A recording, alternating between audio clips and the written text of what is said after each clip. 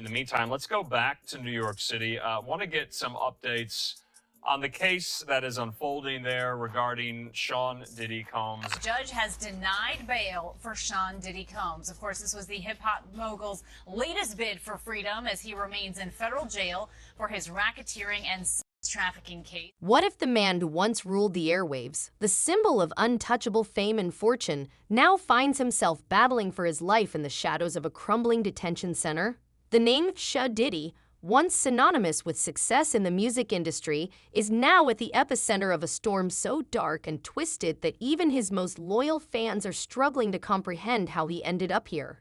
Gone are the days of private jets, extravagant parties, and designer suits. Now his reality is defined by cold, unyielding walls, relentless whispers of conspiracy, and the suffocating fear that he may never escape the clutches of a system seemingly designed to break him. It's just incredible. And, it brings into context our whole system of innocent until proven guilty. Why is he not being given bond? And, we could debate that all day long. Of all people that's unlikely to flee or get away, well, he's got the resources to flee, but he's so recognizable. And isn't he innocent until proven guilty? Well, yeah, but, we have to recognize there are degrees of innocent until proven guilty. When you have this much Diddy's imprisonment at the Metropolitan Detention Center in Brooklyn, a facility infamous for its grim conditions, has sent shockwaves across the globe. The once flashy mogul, known for his charismatic presence and larger-than-life persona, now appears gaunt, gray-haired, and utterly defeated. Reports from inside paint a chilling picture. The man who once seemed invincible is now reduced to a mere shadow of his former self. Observers at his recent court appearances have noted his astonishing weight loss, with many struggling to recognize him compared to the vibrant figure he was just months ago.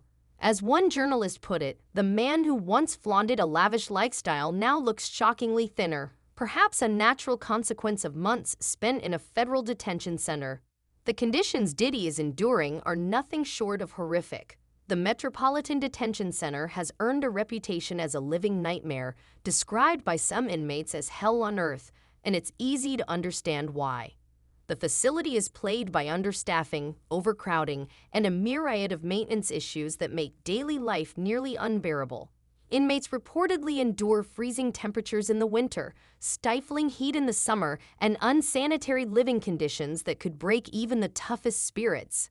For someone like Diddy, who had grown accustomed to the comforts of mansions and five-star accommodations, the adjustment to such brutal circumstances must be nothing short of soul-crushing. It's a legitimate concern. No judge wants to wake up and read the headlines the next day. Oh, they treated this guy special and they gave him bond, and now he's gone and he fled from justice. So that's what's in the back of most judges' minds. On the other hand, we deal with cases where clients have significant funds sometimes. Sometimes where there's money, you can craft a unique solution. Years ago, it was the ankle bracelet. It's a legitimate concern. No judge wants to wake up and read the headlines the next day, thinking, oh, they treated this guy special, gave him bail, and now he's fled from justice. That's what's running through the back of most judges' minds. On the other hand, we often deal with cases where clients have significant financial resources. Sometimes, when there's money involved, it's possible to craft a unique solution. He has and all the resources he has, he couldn't craft some solution that lets him be under some form of house arrest. And again, it sounds like special treatment, but the truth of the matter is, to incarcerate somebody like him is expensive to all of us. We're taxpayers, and he's got to have unique situations. You can't put him in general population where, everyone wants a piece of him and everyone wants to be his friend and everyone. But the conditions aren't the only thing taking a toll on Diddy. Rumors circulating inside the prison suggest that he is being deliberately targeted. Some claim that his food is being tampered with, which has led to reports that he's refusing to eat the meals provided by the facility. Instead, he's allegedly surviving on commissary snacks, an existence far removed from the gourmet meals he once enjoyed. One prison consultant speculated that Diddy's fears aren't without merit, suggesting that powerful enemies on the outside could easily exert influence within the prison walls.